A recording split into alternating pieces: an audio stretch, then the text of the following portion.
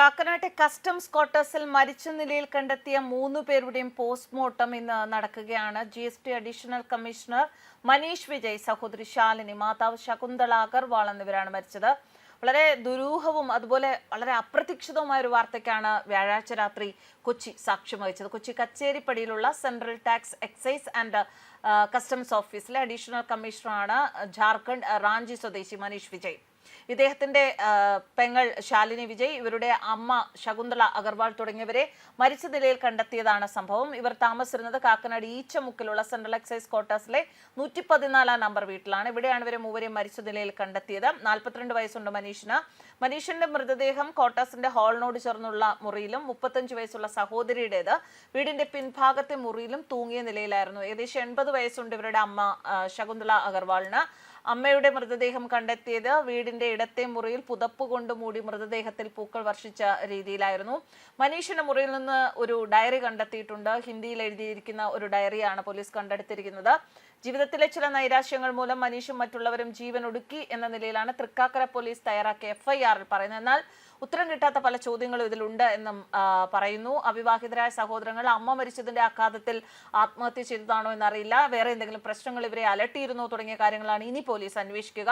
അമ്മ കോളേജ് അധ്യാപികയായിരുന്നു. Shalini Jharkhand public service കമ്മീഷനിൽ നിന്ന് ഉയർന്ന റാങ്കിൽ വിജയിച്ച ആളുമാണ്. അങ്ങനെയുള്ള സ്ഥിരീകരിക്കാത്ത വിവരങ്ങളും കേൾക്കുന്നുണ്ട്. മനീഷ് ഏറെക്കാലമായി കൊച്ചിയിലും കോഴിക്കോടും കസ്റ്റംസിന്റെ പ്രിവന്റീവ് വിഭാഗത്തിൽ ജോലി ചെയ്തിട്ടുള്ള ആളാണ്. 1.5 വർഷം മുൻപാണ് കൊച്ചിയിലേക്ക് സ്ഥലം മാറിയെത്തിയത്. അമ്മയും സഹോദരിയും എത്തിയത് 4 മാസം മുൻപാണ്. സാധാരണ രാവിലെ മനീഷിന് ഓഫീസിൽ നിന്ന് കാറ് വന്ന് കൊണ്ടുപോവുകയാണ് പതിവ്.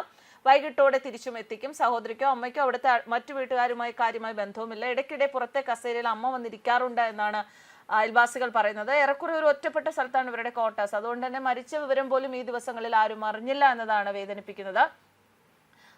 ഈ വീടിന് സമീപത്ത് കളിക്കാനെത്തിയ കുട്ടികൾ വീടിന് സമീപത്ത് നിന്ന് ദുർഗന്ധം വരുന്നു എന്ന് അറിയിച്ചതിനെ തുടർന്ന് അവർക്ക് അങ്ങനെ ഫീൽ ചെയ്തതിനെ തുടർന്ന് അവിടെ വന്ന് നോക്കിയിരുന്നു. എന്നാൽ പൂർണ്ണമായും അടച്ചിട്ട നിലയിലായിരുന്നു വീട്. അതിനാൽ തന്നെ ക്വാർട്ടേഴ്സിനടുത്തുള്ള മാലിന്യ കൂനയിൽ നിന്നുള്ള ദുർഗന്ധമായിരിക്കുമെന്നാണ് ആദ്യം കരുതിയത്.